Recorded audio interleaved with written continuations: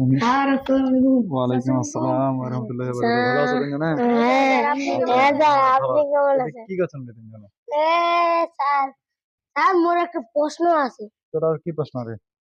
Sir বাংলাদেশের আয়তন কত বর্গ কিলোমিটার?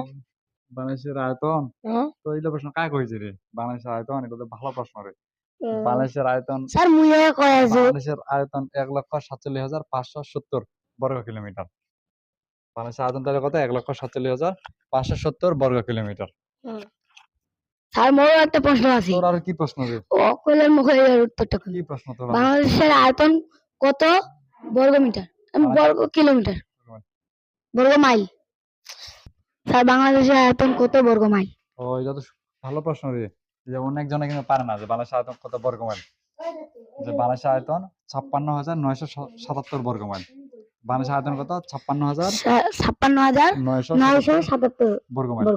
আর যদি কয় যে বাংলাদেশের আয়তন কত বর্গ কিলোমিটার, তাহলে ১,৪৭,৫৭০ বর্গ কিলোমিটার। ঠিক আছে না? ঠিক আছে। আচ্ছা।